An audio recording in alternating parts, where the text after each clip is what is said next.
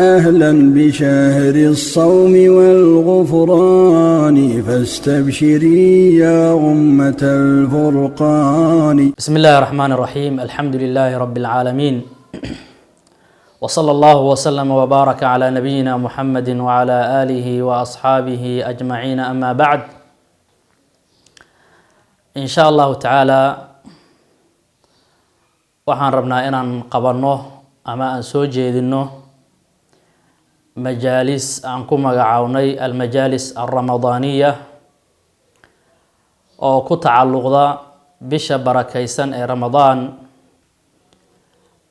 fadaaisheeda, axkaamteeda iyo aadaabta looga baahan yahay qofka muslimka in laga helo. waxaan insha allahu tacaala u qeybin doonaa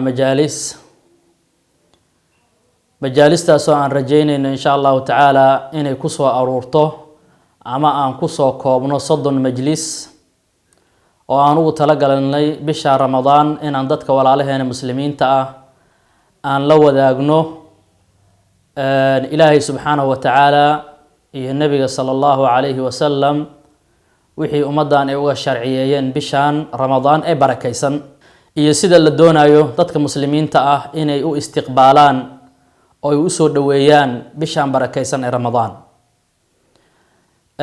walaalayaal,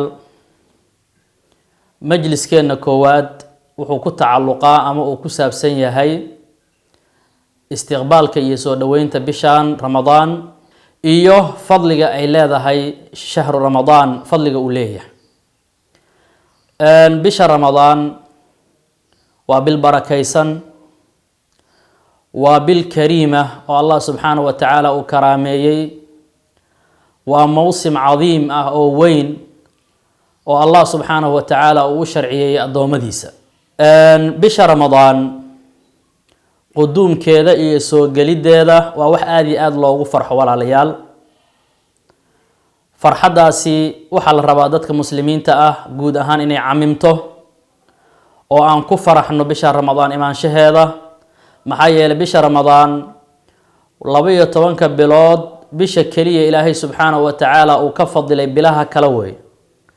waa bisha ilaahay subxaanahu wa tacaala dhexdeeda uu yeelay leylatul qadri oo Allah subxaanahu wa tacaala uu sheegay inay ka khayr badan tahay habeenkaasi 1000 bilood. waa bil khayrkeeda iyo barakaadkeedu ay aada iyo aada u badan yihiin. waa bishii Allah subxaanahu wa tacaala uu soo dejiyey qur-aanka kariimka ah oo ilaahay soo dejiyey subxaanahu wa tacaala. marka bisha ramadaan oo ah bil aada iyo aada u barako badan, in maaragtay lagu farxo barakaadkeeda iyo khayrkeeda ayaa loo baahan yahay. nabiga sala allahu calayhi wasalam wuxuu ugu bishaareeyey saxaabadiisa ridwaanullaahi calayhim biquduumi hada shahri lmubaarak. xadiid uu warinayo Anas ibn Malik radia allahu canh ee uu soo saaray alimaamu Axmed ibnu Xambal fii musnadih, wuxuu yihi nabigu sala allahu calayhi wasalam hada ramadaanu qad jaa, kani waa ramadaan, qad jaa waa yimid buu yihi nabigu calayhi salaatu wasalaam ramadaankii. kadibna wuxuu sheegay bisha ramadaan fadaaisha ay leedahay wax ka mid ah. wuxuu yihi tuftaxu abwaabu ljanna wa tuqlaqu abwaabu nnaar, albaabadii jannada ayaa la furayaa, albaabadii naartana waa la xirayaa. wa tusalsalu fiihi shayaatiin, bishaan barakaysan dhexdeedana shayaadiinta waa la silsiladaynayaa. marka waa arrin aada loogu farxo, waa arrin khayrkeeda iyo barakaadkeeda aada iyo aada dadka muslimiinta ay ugu farxaan. bishaan barakaysan walaalayaal ee ramadaan waa bil la doonaayo qof walba oo muslim ah inuu farxaddiisa muujiyo una soo dhoweeyo. Allah subxaanahu wa tacaala wuxuu leeyahay qul bifadli illaahi wa biraxmatih fabidaalika falyafraxuu huwa khayrun mima yajmacuun. nebi muxamedow waxaad tidhaahdaa qul bifadli illaahi wa biraxmatih, fadliga Allah subxaanahu wa tacaala iyo naxariista ilaahay ha ku farxaan dadka mu'miniinta ah. qul bifadli illaahi wa biraxmatih fabidaalika falyafraxuu, yacni waxaa la rabaa dadka mu'miniinta ah ee muslimiinta ah إني أرنكا كفرحان فضل إلهي رحمة إلهي سبحانه وتعالى إني كفرحان ومن فضل الله ورحمته وحاكمده قدوم هذا الشهر المبارك بشان رمضان سو قليد هذا وحاكمته فضل إلهي إن حريست الله سبحانه وتعالى إلا دونايو ضدك مؤمنين تأه إني كفرحان وديار قروبان سو دوينت بشان رمضان آدي آدل اسكو دياريو بشان رمضان ولا ليال فضائل فربضان بيلاده بشاني وبال قفك أجرك وسمينيو إيو وحيابها حسناتك ولي ماذو إلهي سبحانه وتعالى والله بالله وبال البابدي جنة الله فريو وبالخيراتك إيو بركاتك الرب سبحانه وتعالى أي سود دقيان وبشي الله سبحانه وتعالى وسود دجي قرآنك كريمك الله سبحانه وتعالى وحو يراهدي شهر رمضان الذي أنزل فيه القرآن هدى للناس وبينات من الهدى والفرقان بشهر رمضان وبشي قرآن كل سودجي شهر رمضان الذي أنزل فيه القرآن قرآن كرمضان دحلي إلهي سودجي سبحانه وتعالى وحاكر النبي عليه الصلاة والسلام كسغا وفي مسند الإمام أحمد رحمه الله تعالى كسغا من حديث واثلة ابن الأسقع رضي الله عنه النبي صلى الله عليه وسلم أشاغي بشهر رمضان إن لسود جي صحف إبراهيم وعا بشهر رمضان دحدي لسود جي توراة وحا لسود جي إنجيل وحا لسود جي قرآنك كريم كا مركا بشهر رمضان وحا لسود جي معها كلية قرآنك بل كتابة فربضان أي الله سبحانه وتعالى وحو سود جي في شهر رمضان بشهر رمضان ولا ليال وبالكهريريسن والله سبحانه وتعالى وكهريريي رحمة iyo xoreyn adoomada ilaahay subxaanahu wa tacaala uu ka xoreynaya naarta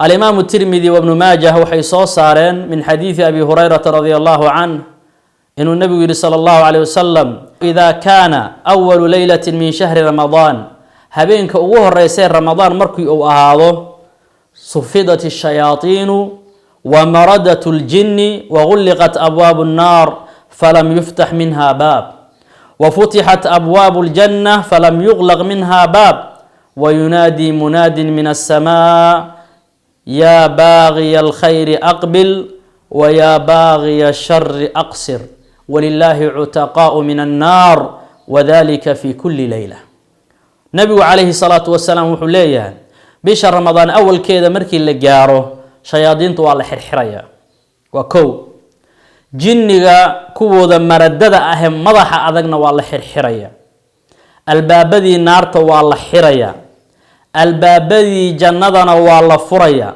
albaabada naarta waa la xiraya hal albaabna laga furi maayo albaabada jannada ah dhammaan waa la wada furaya hal albaabna laga xiri maayo waxaana dhawaaqaya mid yeera oo dhahaya yaa baaqi alkhayr aqbil ورمتك خير كدون يوصو قابل وكفى إذا خير كي فرصة ويا باغي الشر أقصر متك حمان تدونيا الشر يدباتين وسمي دون يو أدقونا قابصو أو كجوكسو حمان تي شرط أدرادينيسو بيشان بالخيرات ويا خير كقابل شر يدباتنا كجوكسو أو كنقو وحد دباته الدونيس إنات سميسو الله سبحانه وتعالى وحوليه هي كوا أو كحرين يا نارت أرنتاسنا وحي دعي سابو النبي صلى الله عليه وسلم هبين والبا أو رمضان كمذا وذلك كل ليلة وهبين والبا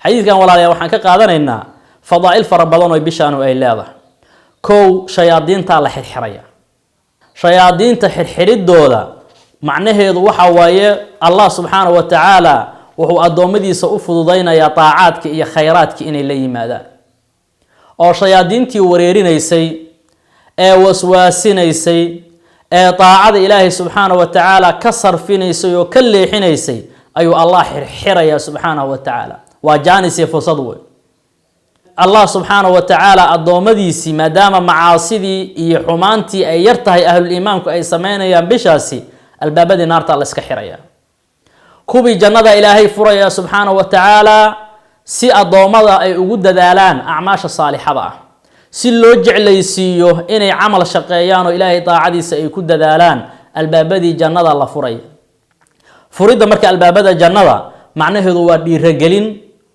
iyo waxa weeye boorinna lagu boorinayo inaan daacaadka iyo acmaasha saalixada ahayd ku dadaalno si jannadaas albaabadeeda la furay ehelkeeda aan uga mid noqonno.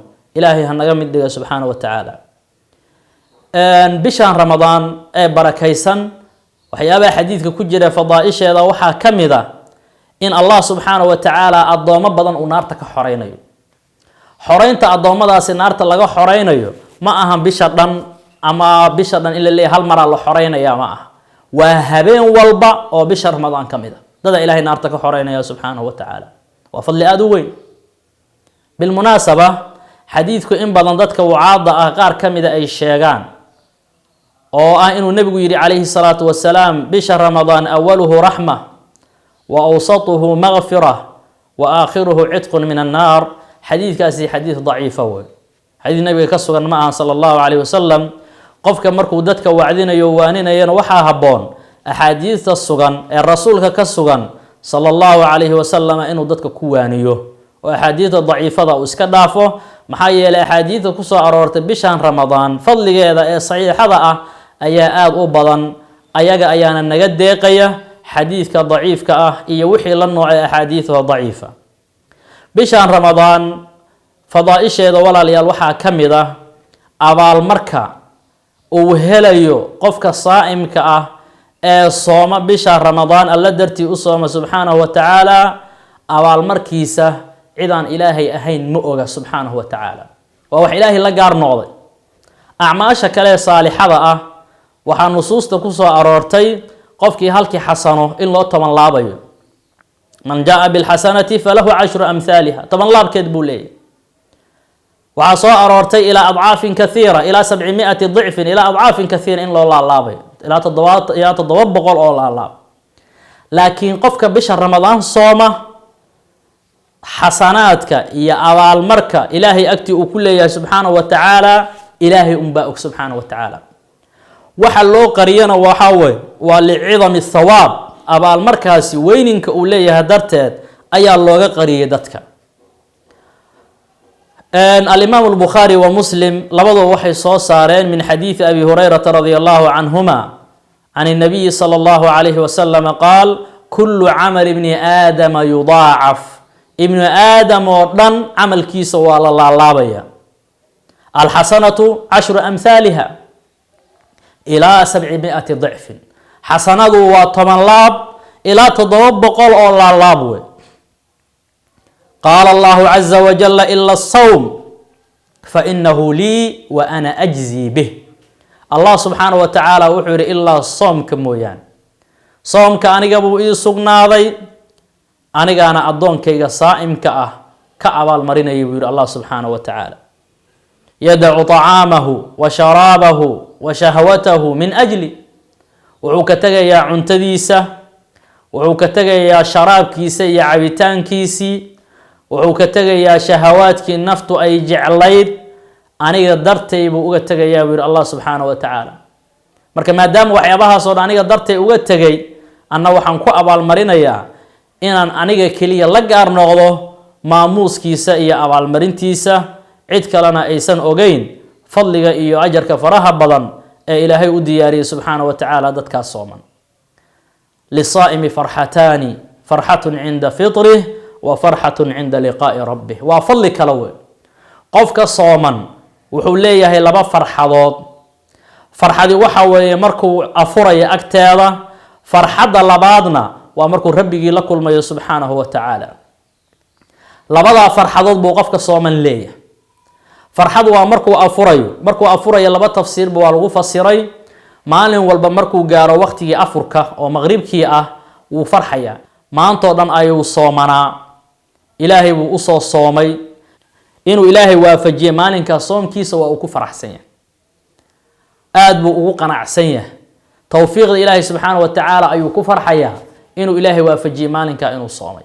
marka waa farxad inuu maanta o dhan soomanaa, in ilaahay waafajiyey maalinkaas soomkiisa, fadligiisana uu ilaahay ka rajeynayo subxaanahu wa tacaala iyo abaalmarkiisa.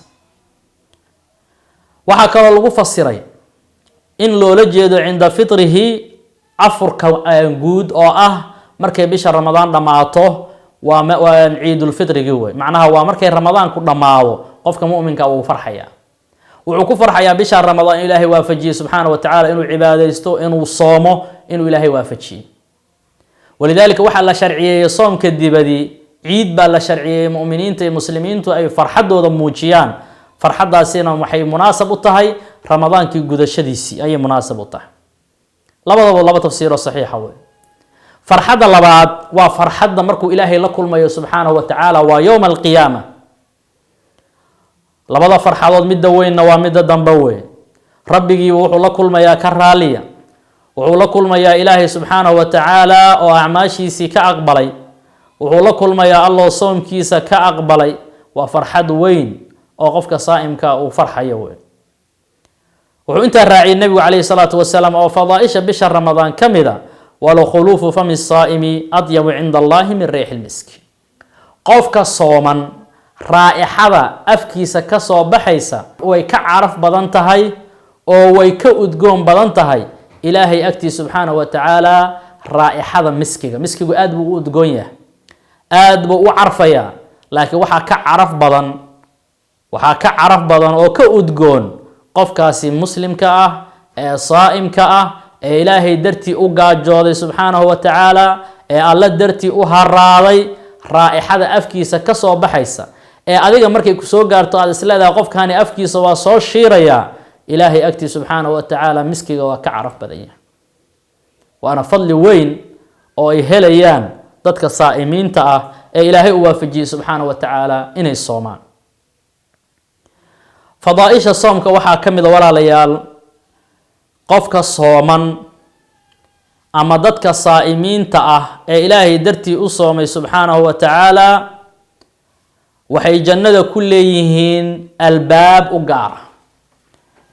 أقارة أو عد أيها لو ذاك أي سنجرين أي ليهن الباب كاسي ضدك له وحبكم لها روى البخاري ومسلم من حديث سهل بن سعد رضي الله عنه عن النبي صلى الله عليه وسلم قال إن في الجنة بابا يقال له ريان يدخل منه الصائمون يوم القيامة جنة وحا كويا الباب ليراه الريان الباب كاسي وحا كجلية ضدك الصائمين تأهي الصوما أي ما لنت قيام الباب كاسي كجلية لا يدخل معهم أحد غيرهم قفنا ayaga ahayn ka gali maayo nabiga kaleey salaatu wasalaam albaabkaas dadka sooman kaliya ayuu albaabkaasi gaar ku yahay yuqaalu ayna as-saa'imuun fayadkhuluna minhu fa idha dakhala aakhiruhum ughliqa falam yadkhul minhu ahadun waxa la leeyahay war kubii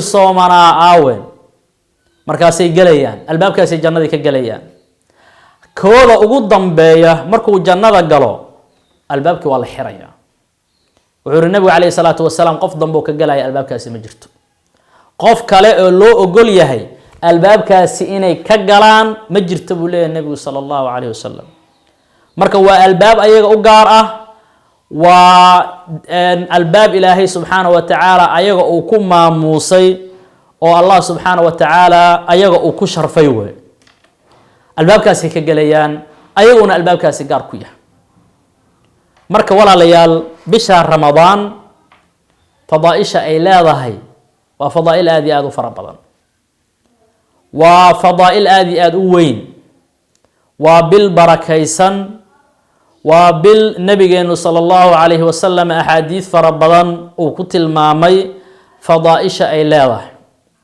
waa nicmo weyn oo ilaahay siiyay subxaanahu wa tacaala ummadan loo baahan yahay inaan ilaahay uga shukrino loona baahan yahay inaan u dadaalno sidii aan uga faa'iideysan lahayn nicmada ilaahay ku siiyay subxaanahu wa tacaala haddaadan ka faa'iideysan waxaad khatar ugu jirtaa inaadan dib dambe u helin allah subxaanahu wa tacaala wuxuu leeyahay wa in tacudduu nicmata allahi laa tuxsuuha haddii aad tirisaan nicmooyinka allah subxaanahu wa tacaala ma koobaysaan iska daa inaad ka shukrisaan oo shukri ku wada gaartaan laakiin inaan ku dadaalno inaan ilaahay uga shukrino subxaanahu wa tacaala waa loo baahan yahay oo shukrigaasi macnihiisu ma aha alxamdulilah inaan ta tiraahdo meel iska fariisata waa inaad ka faa'iideysato weyn nicmada haddii ilaahay subxaanahu wa tacaala looga shukriyo ilaahay waa kuu kordhinaya. laakiin haddii laga shukrin waayo meesha waxaa ka imaanaysa inuu ilaahay subxaana wa tacaala nicmadii uu kaa qaado oo nuqsaan dhankii nicmada ah ay kugu dhacdo. allah subxaana wa tacaala wuxuu leeyahay lain shakartum laaziidannakum walain kafartum ina cadaabii la shadiid. haddii aada igu shukrisaan waan idiin kordhinaya, waa idiin ziyaadinaya. nicmooyinka aada haysataan nicmooyin kale ayaan idinkugu daraya oo waa idiin kordhinaya oo waa idiin ziyaadinaya. lain shakartum laaziidannakum walain kafartum haddaad gaalowdaan macnaheedu waxa waaye nicmadii haddaad ku kufrisaan ood qarisaan ood ka shukrin weysaan, ina cadaabii la shadiid, cadaabkaygu waa daran yahay buu yihi allah subxaana wa tacaala. macnaheedu waxa waaye hadda waa tahdiid oo cadaabkaasi daran ayaan idin cadaabayaa, nicmadii baa idinka zuulinayaa, barwaaqadii baan idinka qaadayaa. marka ilaahay subxaana wa tacaala nicmooyinka una siiyey way fara badan yihiin. khayr baana soo qaabilay walaalayaa, wanaag baana soo qaabilay, bil barakaysan ayaa ilaahayna gaarsiiyey subxaana wa tacaala. qof walboo naga mid ah ma garanayo goorkuu dhiman doono. haddii bishaan ilaahay ku waafajiyo subxaana wa tacaala oo alla cumrigaaga gaarsiiyo, war ka faa'iidayso, war ha dayicin, habeen iyo maalinba ha dayicin. bisha dambe inaad gaari doontid ilaahay baa og. walaalo fara badan oo ramadaankii hore nala soomay ayaa maanta ciidda ka hooseeya. qaarkeen waxaa laga yaabaa inay dhintaan bisha dhexdeeda, qaarba sibaa suurtagala inay wax ugu dhacaan.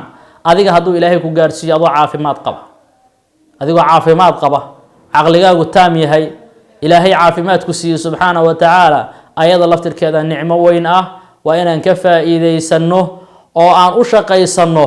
maanta fursadda aan haysano waa inaan ka faa'iidaysano oo aanan u fakirin waa gaari doontaan, waad yeeli doontaan. kalimatu sawfa waa min ashaytaan. sawfa waa inaan iska ilaalino oo fursadahaas qaaliga ah aan ka faa'iidaysano. majliska koowaad ee majaalistani insha allahu tacaala intaasaan kusoo gabagabaynayaa. wallahu aclam وصلى الله وسلم على نبينا محمد وعلى آله وصحبه أجمعين. يا رب واجعل نهجنا نهج النبي وصحابه فبنهجهم فلنقتدي. يا رب وفقنا بعلم نافع واهد العباد على لزوم المسجد. ثم الصلاة على النبي وآله وجميع أصحاب الرسول محمد.